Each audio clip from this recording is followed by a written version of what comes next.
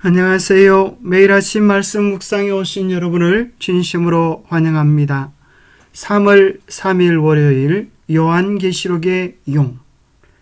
요한계시록에는 사탄 마귀가 용으로 상징되어 나타납니다. 그가 무슨 일을 하며 어떻게 세상을 지배하는지에 대한 내용들을 살펴보게 될 것입니다. 생각할 문제, 용은 어떻게 세상을 지배하는가? 사탄은 어떤 제국들을 사용해 왔는가? 오늘 우리에게 주는 교훈은 무엇인가? 요한계시록 13장에 보면 사탄 마귀가 어떻게 세상을 지배하는지에 대한 내용이 기록되어 있습니다. 그리고 요한계시록 13장 마지막 부분에 보면 이 세상 마지막에 온 세상을 미혹하여 짐승의 표를 받게 할 흉대하고 놀라운 예언이 기록되어져 있습니다. 계시록 13장 1절입니다. 내가 보니 바다에서 한 짐승이 나오는데 뿔이 10이요 머리가 7이라. 그 뿔에는 10 왕관이 있고 그 머리들에는 신성 모독하는 이름들이 있더라. 내가 본 짐승은 표범과 비슷하고 그 발은 곰의 발 같고 그 입은 사자의 입 같은데 용이 자기의 능력과 보좌와 큰 권세를 그에게 주었더라. 그의 머리 하나가 상하여 죽게 된 것 같더니 그 죽게 되었던 상처가 나음에 온 땅이 놀랍게 여겨 짐승을 따르고 용이 짐승에게 경배를 권세를 주므로 용에게 경배하며 짐승에게 경배하여 이르되 누가 이 짐승과 같으냐? 누가 능히 이와 더불어 싸우리요 하더라. 또 짐승이 과장되고 신성 모독을 말하는 입을 받고 또 42달 동안 일할 권세를 받으니라. 짐승이 입을 벌려 하나님을 향하여 비방하되 그의 이름과 그의 장막 곧 하늘에 사는 자들을 비방하더라. 또 권세를 받아 성도들과 싸워 이기가 되고 각 족속과 백성과 방언과 나라를 다스리는 권세를 받으니 죽임을 당한 어린 양의 생명책에 창세 이후로 이름이 기록되지 못하고 이 땅에 사는 자들은 다 그 짐승에게 경배하리라. 여기 용이라고 하는 존재는 사탄 마귀를 뜻합니다. 용이 짐승에게 권세를 준다고 했습니다. 이 짐승은 이 세상에 실제로 존재하는 국가들을 의미합니다. 사탄 마귀가 이 세상 최고의 제국들을 사용하여서 이제까지 나라를 다스려 왔고 또 마지막에 다시 한번 온 세상을 뒤흔드는 일을 하게 될 것입니다. 바다에서 올라온 한 짐승의 모습을 유심히 살펴보면 뿔이 10이요 머리가 7인 짐승입니다. 그리고 그 짐승을 살펴보니 표범, 곰, 사자 이러한 것들이 종합되어진 짐승입니다. 용은 사탄 마귀는 하나님과 그분의 백성들을 대적할 뿐만 아니라 여러 시대에 걸쳐서 하나님의 백성을 박해하는 지상의 왕국의 배후에 있는 통치자로 묘사되어져 왔습니다. 용은 바다에서 나온 짐승에게 자기의 능력과 보좌와 큰 권세를 주었습니다. 이 바다에서 나온 짐승은 교만한 말과 하나님을 모독하게 하는 말을 하고 42달 동안 용의 힘을 빌어 사용할 수 있는 권세를 받았습니다. 사탄은 짐승에게 권력과 통치권을 줍니다. 이 권력은 하나님에게만 합당한 경배를 가로채기 위해 행사되었습니다. 짐승은 하나님의 이름을 모독하고 하나님의 거룩한 자들과 싸우고 적어도 일정 기간 이기기까지 합니다. 이런 전 세계적인 권세와 통치권은 이 세상을 찬탈할 통치자인 사탄 마귀가 그에게 부여한 것입니다. 잘 살펴보십시오. 하나님을 모독하는 말을 하고 자기가 하나님의 대리자라고 이야기하고 만 2달 동안 날수로 이야기하면 1260일, 중세 암흑시대 1260년을 지배해왔던 세력입니다. 그는 하나님의 이름을 모독합니다. 자기가 하나님의 대리자라고 이야기하고 중세 암흑시대 동안 하나님의 백성들을 종교 재판의 이름으로, 십자군 운동의 이름으로 진실된 하나님의 백성들을 핍박하고 죽이는 일을 했습니다. 계시록 13장에 나오는 짐승에 종합된 그 모습을 하나씩 뜯어보면 사자의 입을 가졌고 곰의 발을 가졌고 모양은 표범 같고 10뿔과 머리 7이었습니다. 바로 이 짐승은 다름 아니라 다니엘서 7장에서 나타났던 짐승의 복합체임을 우리가 정확하게 발견하게 됩니다.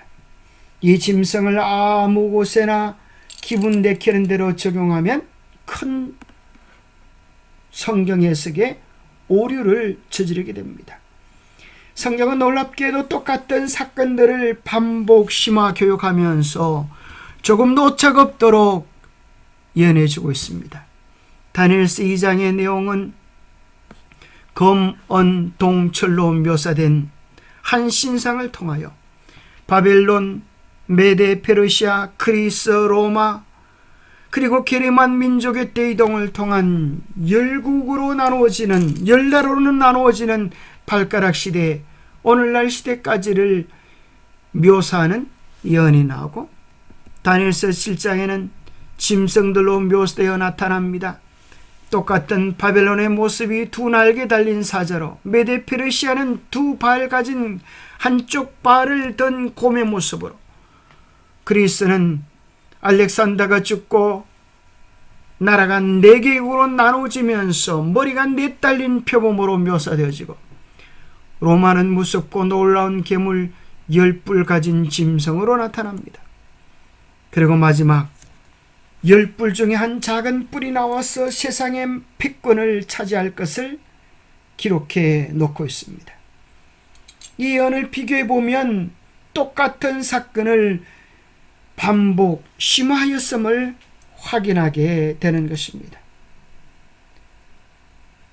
연도를 살펴보면 이러한 세상을 다스렸던 최고의 패권 국가들임을 발견하게 됩니다. 무시무시한 짐승들로 세상의 역사는 맞춰지는 것이 아니라 이 신상은 하늘에서 떠인 돌로 말미암아 이 무시무시한 짐승들은 이들을 심판하시는 하늘의 권세로 말미암아 다 꺾여지고 하나님의 백성들이 온 세상을 다스리며 하나님의 나라가 견고히 굳게 서는 내용으로 놀라운 예언이 맞춰지게 됩니다. 오늘날 수많은 사람들이 세상의 권세의 지식에 아부하지만 성경은 그러한 정치에 대해 이야기하기를 바벨론이 마지막 시대에 세상의 정권을 차지할 것이라고 이야기합니다. 세상의 정치, 종교, 경제 세력에 아부하는 수많은 거짓 교회들이 있을 것입니다. 사탄 마귀는 언제나 거짓된 악의 세력들을 통하여 그의 능력들을 확장시켜 왔습니다. 그는 하나님의 거룩한 십계명을 정면 대적하여 변경시켜 버렸습니다. 하나님의 십계명은 출애굽기 20장, 신명기 5장에 분명히 언급되어 1.1획도 바뀔 수 없는 하나님의 말씀으로 기록되어져 있습니다. 이 엄중하고 분명한 말씀을 하나님께서 진수로 돌판에 기록하신 이 말씀을 천주교회는 바꾸어 버렸습니다. 두 번째, 우상을 만들지 말고 그것들을 섬기지 말라라고 하는 계명을 아예 없애버렸습니다. 흔히 그들은 이야기합니다. 마리아를 숭배하는 것은 우상이 아니다 라고 이야기하면서 그것이 우상이 아니라면 왜 둘째 계명을 없애버렸습니까? 이 말은 그들이 마리아 숭배가 우상 숭배임을 그들도 인정한다는 이야기가 아니겠습니까? 마리아 숭배의 정당성을 위하여 하나님의 계명까지 없애버린 것입니다. 안식일을 기억하여 거룩히 지키라고 하는 계명을 일요일로 변경하여 주일을 지키고, 그러면 하나의 계명이 없어져 버렸으니까 10번째 계명을 둘로 나누어서 그들의 10계명을 만들었습니다. 사탄은 언제나 가장 강력한 제국, 가장 강력한 종교 세력을 통하여 그의 영향력들을 행사해 왔습니다. 그래서 예수님 당시에는 가장 강력한 정치 세력인 로마와 그 당시 가장 강력한 종교 세력 유대교를 통하여 예수 그리스도를 십자가에 못 박았던 것처럼 마지막 시대에는 그 사건들이 다시 반복될 것입니다. 세계 최고의 종교 세력과 세계 최고의 정치 세력이 결탁하여 마지막 사건들을 이루어가게 될 것입니다. 물론 그 배후의 세력은 사탄 마귀입니다. 영감의 교훈입니다. 이 여러 표상에 관한 예언은 요한계시록 12장에서 그리스도를 탄생 적시 죽이려고 한 용으로부터 시작된다. 용은 사탄이라 불린다. 사탄은 구주를 죽이기 위해 헤롯의 마음을 충동했다. 그리스도교의 최초 몇 세기 동안 그리스도와 그분의 백성에게 도전한 사탄의 주된 대리자는 로마 제국이었으며 이 교가 그 나라에서 압도적 세력을 가진 종교였다. 그러므로 용은 원래 사탄을 대표하지만 동시에 그것은 2차적인 의미에서 이교 로마를 상징한다. 사탄은 실존하며 이 땅에 존재하는 실제적인 제국들을 통하여서 그의 영향력들을 세상에 행사해 왔습니다. 하나님께서도 당신의 진실된 대리자들을 통하여 충성된 정인들을 통하여 당신의 일들을 이루어가고 계십니다. 우리가 우리의 마음을 누구에게 바치냐에 따라서 우리는 하나님의 대리자가 되기도 하고 사탄의 대리자가 될 수도 있다고 하는 사실을 기억해야겠습니다. 기도하겠습니다. 하나님 아버지, 우리로 하여금 영적 대쟁투의 실상을 바르게 깨닫게 하여 주옵소서. 세상의 대적이 강해 보이고 소망이 희미한 것처럼 느껴질 때에 우리의 눈에 보이지 않지만 오직 말씀을 주신 구원과 말씀으로 주신 구원과 회복의 소망을 믿으며 하나님의 나라의 성들을 믿고 기다리게 하여 주옵소서. 세상의 영광을 위하여 세상의 유익을 위하여 진리를 팔아버리지 않게 하시고 진리를 위하여 예수님을 위하여 말씀을 위하여 견고히 서는 우리의 삶이 되게 도와주옵소서. 우리의 삶을 온전히 주님께 드리고 주님께서 우리를 다스려 주셔서 영혼까지 이끌어 주시옵기를 우리 주 예수 그리스도 이름 어지하여 간절히 간구하옵나이다. 우리의 마음과 생각들을 온전히 주님께 드려서 주님의 통치하심 안에, 주님의 은혜 안에, 주님의 권능 안에 살아가는 우리 모두가 되시기를 간절히 바랍니다. 감사합니다.